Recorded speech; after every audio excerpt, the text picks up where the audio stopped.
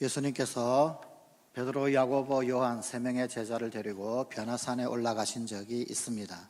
그때 산 위에서 예수님은 구약의 위대한 두 인물인 모세와 엘리야를 만나서 산 위에서 회의를 하셨습니다. 이 두 사람, 모세와 엘리야는 구약 성경 전체를 대표하는 그런 인물들입니다. 모세는 율법서를 대표하는 자, 그리고 엘리야는 선지서 혹은 예언서를 대표하는 자입니다. 구약 성경에 나오는 인물들 중에서 유대인들에게 가장 큰 영향력을 끼치는 인물은 아무래도 모세입니다. 그래서 모세의 율법을 토라 혹은 모세오경이라고 하면서 오늘날에도 유대인들이 성경 가운데 가장 중요한 성경으로 인식을 하고 또 하나님 말씀으로 가장 중요한 부분으로 그렇게 여기고 있습니다. 이 모세만큼이나 중요한 영향력을 미친 인물이 역시 오늘 본문 말씀에 나오는 엘리야입니다. 구약 성경의 마지막 성경인 말라기서, 그 말라기서는 이 땅 가운데 메시아가 오기 전에 그 메시아의 길을 열기 위하여 엘리야가 먼저 온다고 소개를 하고 있습니다.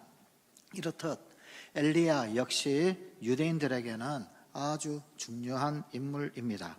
그런데 이 엘리야를 이렇게도 중요한 인물로, 이렇게도 위대한 인물로 만든 것은 아무래도 갈멜산에서의 이방 선지자들과 대결을 벌였던 사건일 것입니다.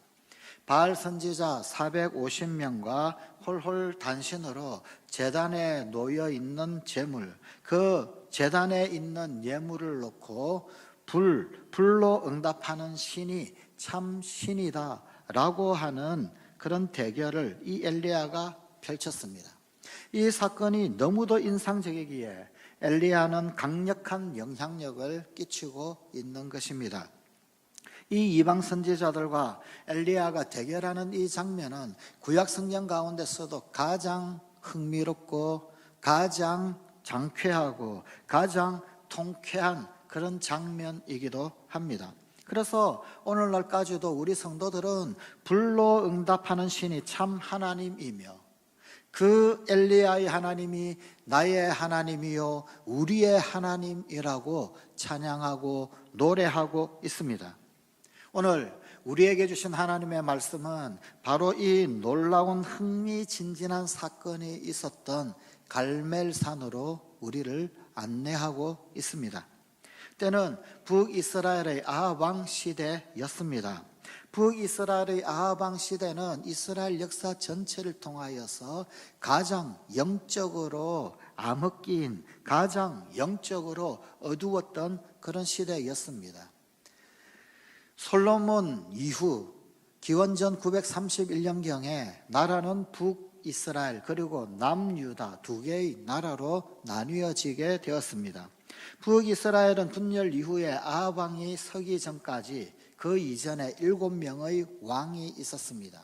7명의 왕이 58년 동안 북이스라엘을 통치를 하였었는데, 그런데 그 모든 왕들에 대하여 성경은 평가하기를 여호와 보시기에 악을 행하여, 여호와 보시기에 악을 행하여 라고 평가하고 있습니다. 그 7명의 왕에 대하여 끊임없이 반복적으로 성경이 평한 것은 여호와 보시기에 악을 행하였다. 끊임없는 우상 숭배, 그리고 사악함, 죽이고 죽는 권력의 투쟁들, 무엇보다도 여호와 하나님의 노를 격발케 하는 어두운 영적 어두움의 시대가 지나간 58년간의 역사 동안 끊임없이 일어나고 있었다라고 성경은 말씀하고 있습니다. 이제 엘리야 시대였던 북이스라엘의 제8대 왕 아합이 왕이 되었습니다. 이 아합 왕에 대하여서 성경은 또한 이렇게 기록하고 있습니다. 열왕기상 16장 30절입니다. 오므리의 아들 아합이 그의 이전의 모든 사람보다 여호와 보시기에 악을 더욱 행하여, 제8대 왕이었던 북이스라엘의 8대 왕이었던 아합 왕, 그는 이전의 모든 왕보다도 더더욱 하나님 앞에 악을 행했던 그런 사람이다 라고 성경은 기록하고 있습니다. 이렇게 철저하게 부패한 영적으로 암흑기였던 그 당시의 시대를 위해서 예비되었던 가장 탁월한 하나님의 선지자가 바로 엘리야였습니다. 오늘 본문 말씀은 이렇게 부패한 왕국을 향한 하나님의 노가 격발하여서 이스라엘 땅에 3년이 넘도록 비 한 방울 내리지 않는 기근 와중에 일어난 일입니다. 엘리야가 아합 왕을 만납니다. 그리고는 이 기근의 원인이 바로 아합 왕 때문이라고, 그의 우상 숭배 때문이라고, 뿐만 아니라 바알과 아세라 신상들은 비가 오도록 할 수 있는 아무런 능력이 없는, 그야말로 아무 쓸모없는 헛된 우상이다라는 사실을 증명한 사건입니다. 아합 왕은 엘리야와 대결을 벌입니다. 내기를 합니다. 참신을 가려내기 위하여서 갈멜산에서의 공개적인 결전을 시작합니다.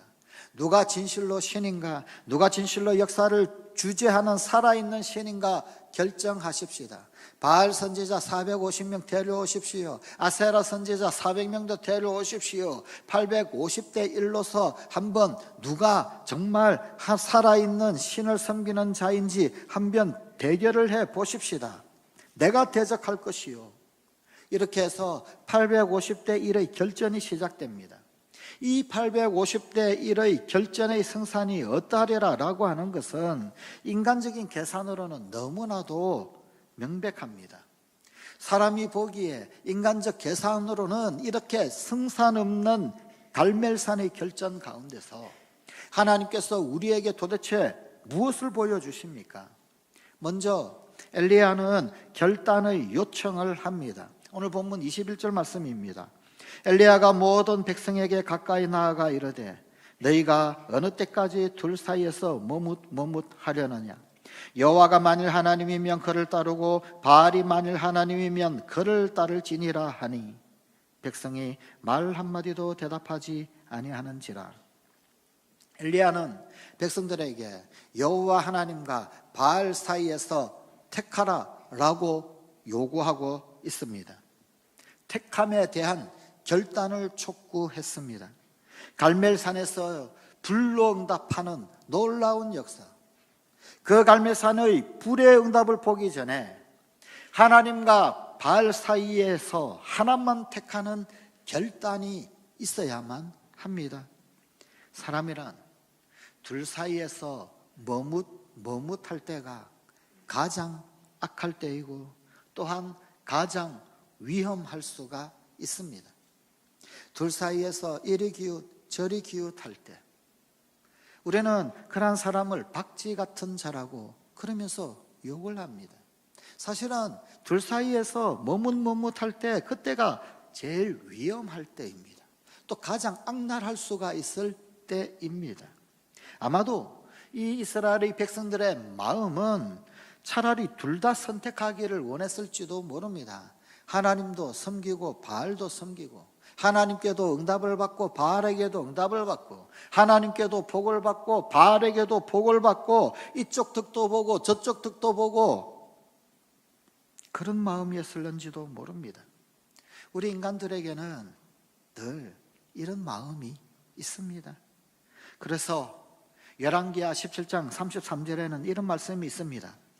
이와 같이 그들이 여호와도 경외하고 또한 어디서부터 옮겨왔든지 그 민족의 풍속대로 자기의 신들도 섬겼더라. 여호와도 경외하고 어디에서 왔는지 모르겠지만 그 땅에 그 민족의 그 이방 신들도 섬겼다. 그러나 결코 둘 다 섬길 수는 없습니다. 하나님은 항상 우리에게 선택을 요구하십니다. 출애굽기 32장에는 모세가 시내산에서 내려오던 중에 백성들이 금송아지를 만들고 그 금송아지를 향하여 우리를 출애굽하도록, 우리를 애굽에서 이끌어낸 신이 바로 여기 이 신이다 라고 하며 그 금송아지를 숭배하고 춤추고 제사를 드리는 그러한 모습이 나옵니다. 이때 모세는 백성들에게 이런 도전을 던졌습니다. 출애굽기 32장 26절입니다. 누구든지 여호와의 편에 있는 자는 내게로 나오라. 여호와의 편에 있는 자는 내게로 나오라. 여호수아는 가나안의 이방신을 쫓고 있는 자기 백성들에게 이렇게 결단을 촉구했습니다. 여호수아서 24장 15절입니다. 너희 섬길 자를 오늘날 택하라. 오직 나와 내 집은 여호와를 섬기겠노라. 오늘날 택하라. 너희가 다 가나안의 신을 섬긴다 할지라도 오직 나와 내 집은 여호와만 섬기겠다. 신앙의 세계에서는 중간지대가 없습니다. 회색지대가 없습니다. 로마서 1장 23절입니다. 썩어지지 아니하는 하나님의 영광을 썩어질 사람과 새와 짐승과 기어다니는 동물 모양의 우상으로 바꾸었느니라. 우리 인간은 지독히도 종교적인 존재입니다. 병적으로 종교적인 존재입니다. 그래서 그 누군가를 섬겨야만 합니다. 우리 인간의 마음에는 하나님을 섬기지 않으면 견딜 수 없는 마음의 자리가 있습니다. 그 자리는 하나님으로 채워야 할 자리입니다. 그런데 그 자리에 하나님이 없습니다. 하나님이 안 계십니다. 그러면 마치 구멍 뚫린 것처럼, 뻥 뚫린 것처럼 빈자리가 됩니다. 그 자리에 무엇인가를 채워 넣어야 합니다. 하나님이 아니면 그 무엇이라도, 돌이라도, 아니면 동물이라도, 짐승이라도 그 자리를 채워 넣어야 합니다. 그래서 섬겨야 합니다. 그렇게 인간은 지독히도 병적으로 종교적인 그런 존재입니다. 하나님이 없는 사람은 어떻게 합니까? 하나님의 영광을 썩어질 사람과 새와 짐승과 기어다니는 동물 모양의 우상으로 바꾸었느니라. 하나님이 계시지 아니한 그 자리에 썩어질 동물의 모양으로, 새의 모양으로, 짐승의 모양으로 그렇게 채워 넣더라는 것입니다. 오늘 본문의 머뭇머뭇거리다 라고 하는 말, 이 말은 히브리어로 사실은 술이 취해서 이리 비틀 저리 비틀비틀거리는 그런 모습을 말하고 있는 그런 뜻입니다. 술 취한 사람처럼 이라는 뜻입니다. 술 취해서 이리 갔다 저리 갔다 비틀비틀거리는 그 모양이 머뭇머뭇한다라는 말입니다. 이스라엘 백성들은 이리로 왔다가 저리로 갔다가 여기도 걸치고 저기도 걸치고 하는 그런 마음을 정하지 못하고 있었던 그런 모습이었습니다. 하나님을 섬기기는 섬기지요. 그런데 문제는 바알도 같이 섬기더라는 것입니다. 그렇다면 오늘날 우리들은 어떻습니까? 오늘날 나는 어떻습니까? 나 역시 이리 왔다가 저리 갔다가 이리 비틀 저리 비틀 왔다 갔다 하고 있지는 않습니까? 하나님도 섬기고 돈도 섬기고 그렇게 하지는 않습니까? 요한계시록 3장 15절 16절에서 라오디게아 교인들을 향하여 던져졌던 하나님의 경고의 말씀을 기억하십시오. 내가 차지도 아니하고 뜨겁지도 아니하도다. 내가 이같이 미지근하여 뜨겁지도 아니하고 차지도 아니하니 내 입에서 너를 토하여 버리리라. 신앙은 반드시 선택을 요구합니다. 결단을 요구합니다. 신앙은 본질상 숨길 수 없는 것입니다. 반드시 깊숙한 그 속에 있는 것이 바깥으로 드러나는 것이 신앙의 속성입니다. 오늘 본문 22절 말씀입니다. 엘리야가 백성에게 이르되 여호와의 선지자는 나만 홀로 남았으나 바알의 선지자는 450명이로다. 바알 선지자가 450명이나 있습니다. 엄청난 수적 열세 가운데서도 나는 여호와의 선지자다, 나는 단 하나밖에 남지 아니하였다 할지라도 나는 여호와의 선지자다 고백하고 있는 이 엘리야를 보십시오. 그는 또 이렇게 도전합니다. 24절입니다. 너희는 너희 신의 이름을 부르라. 나는 여호와의 이름을 부르리니. 너희들이 다 바알의 이름을 불러라. 나는 여호와의 이름을 부르겠노라. 더 이상 머뭇머뭇하지 마십시오. 이리 기웃 저리 기웃 이리 비틀 저리 비틀 하지 마십시오. 이것도 조금 저것도 조금 하지 마십시오. 사람들은 나를 시인하고 나를 알아주고 또 나를 인정하는 사람에게 충성을 다하려고 합니다.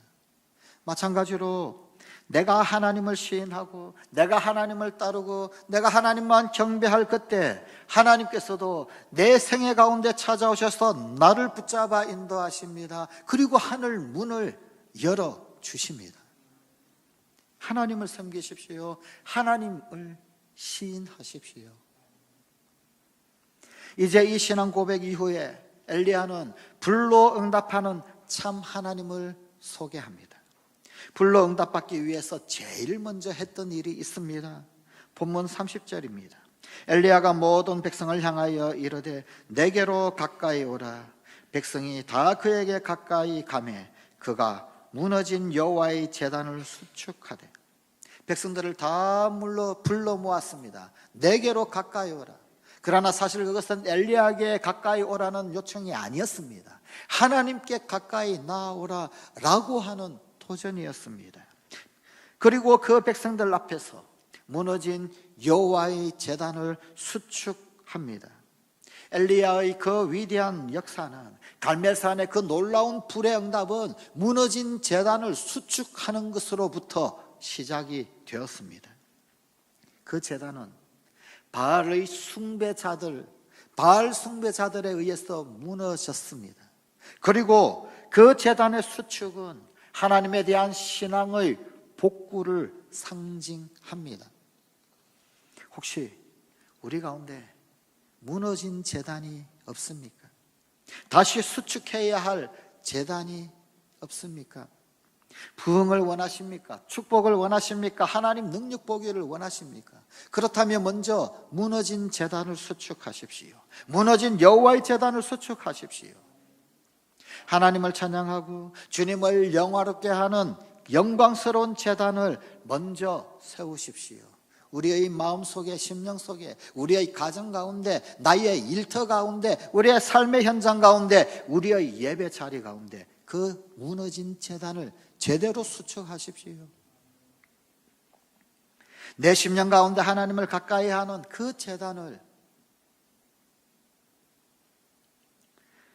하나님의 마음이 느껴지지 않으십니까? 아, 내 속에 하나님이 없다. 불현듯이 하나님이 저만치 멀어져 계신 듯한 그런 느낌이 드십니까? 예배를 통하여도 하나님의 음성이 들리지 않는 것처럼 가물가물하십니까? 찬양을 불러도 주님의 은혜가, 그 주님의 사랑이 전달되지 않고 있지는 않습니까? 기도를 하여도 답답하기만 하지는 않으십니까? 여호와의 제단이 무너졌기 때문입니다. 나도 모르게 그 제단이 슬금슬금 무너져 내렸기 때문입니다. 그 무너진 여호와의 제단을 수축하십시오. 무너진 제단을 수축하고 난 이후에 이 엘리야는 참 이상한 행동을 합니다. 엘리야는 제단에 물을 잔뜩 붓습니다.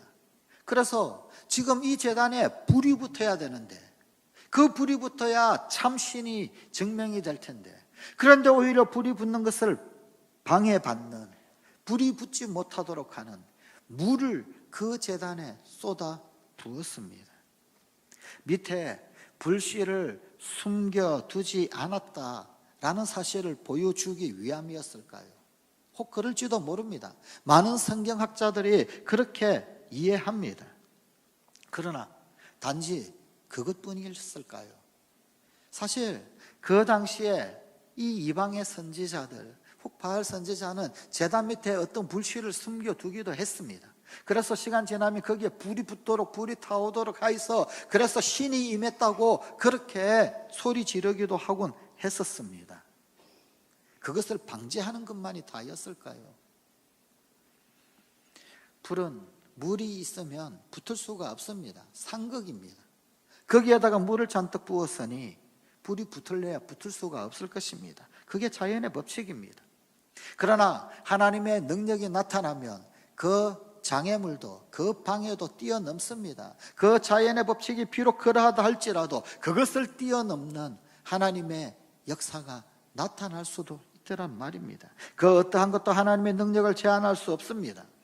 사실 하나님의 일은 쉽지 않습니다. 어렵습니다. 방해가 많습니다. 장애물이 많습니다.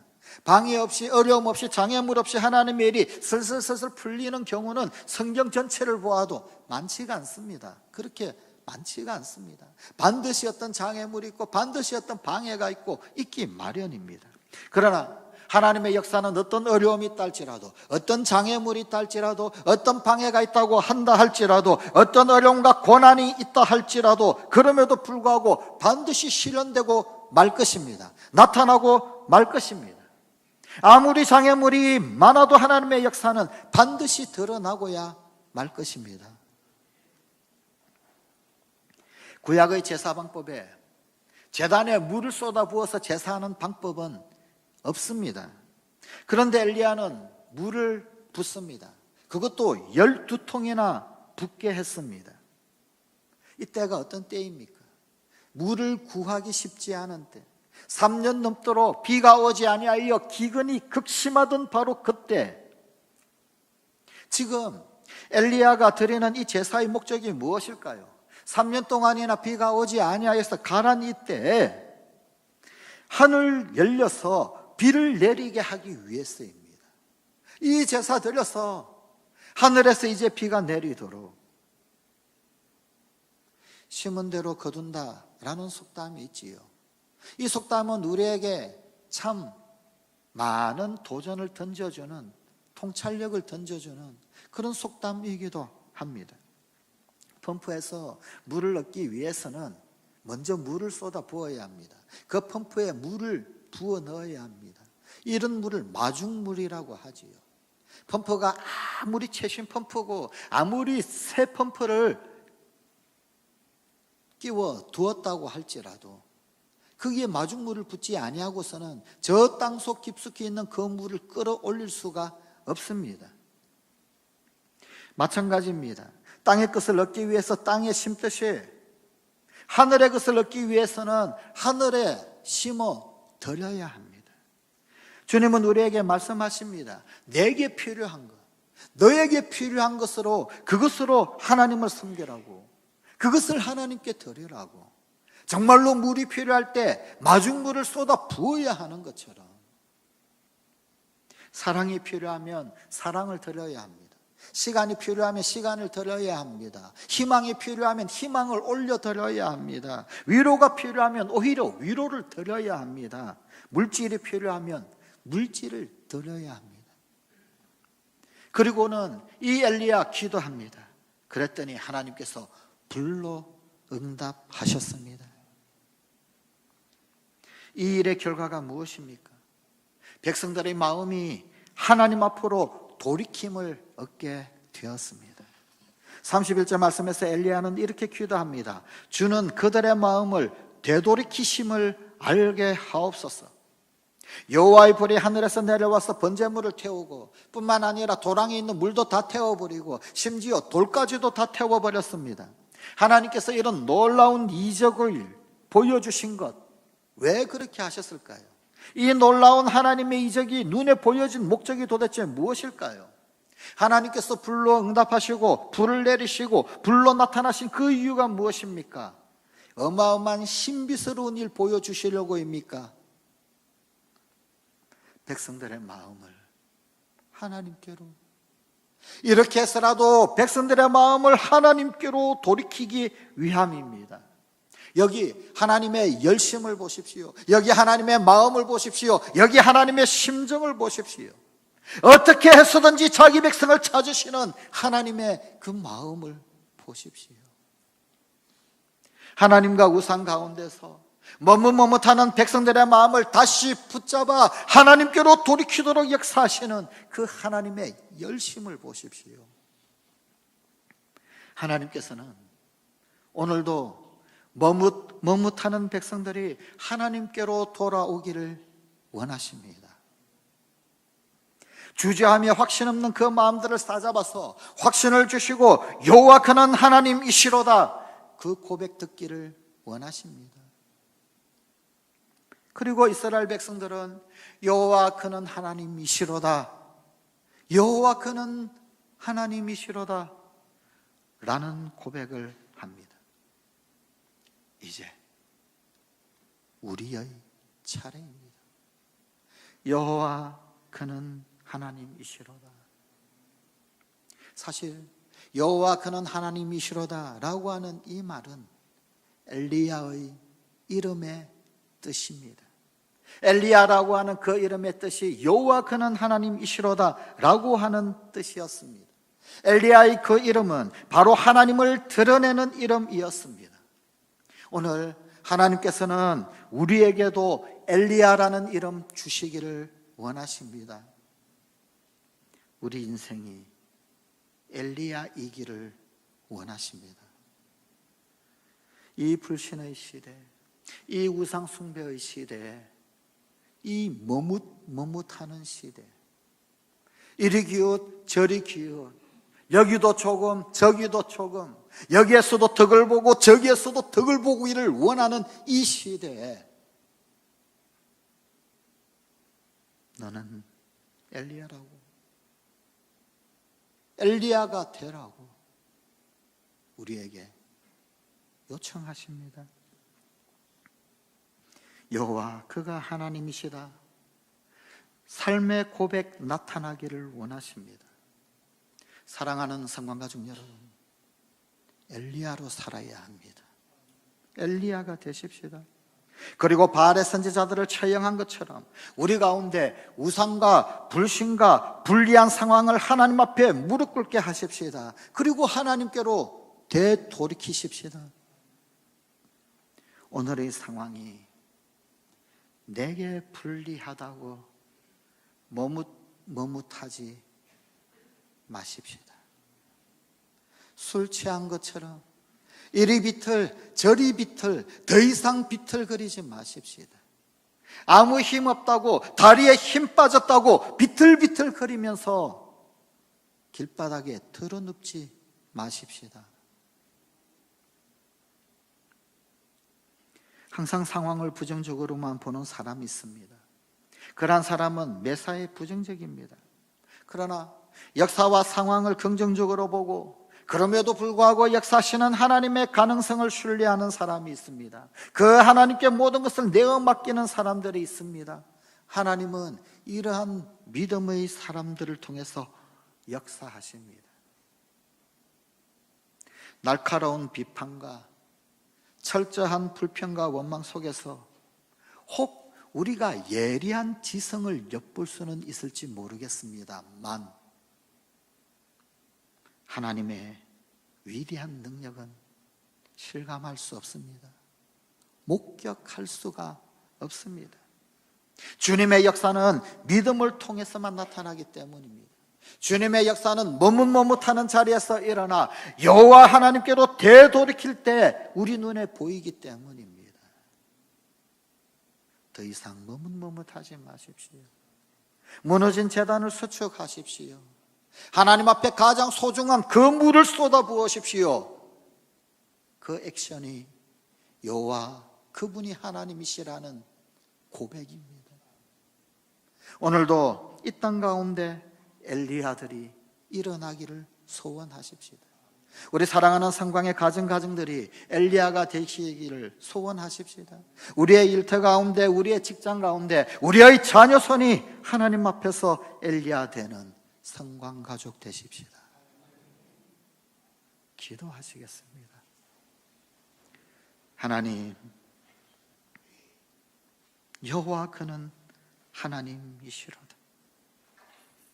우리 사랑하는 성광 가족들의 삶의 발자국 자국이 여호와 그는 하나님이시로다 라는 증거의 발자국들이 되게 하여 주시옵소서. 참으로 이것저것 따지기 좋아하는 이 시대, 참으로 계산하고 따져야만 할 것들이 많이 있는 이 시대에 그 머뭇거림을 중단하며 오늘 주님 부르시는 이 시대의 또 다른 엘리야 되는 우리 사랑하는 성광의 모든 가문들이 되게 하시고 자녀손들이 되게 하시고 우리 성광 가족들이 되게 하시옵소서. 우리 주 예수님 이름으로 기도드리옵나이다. 아멘.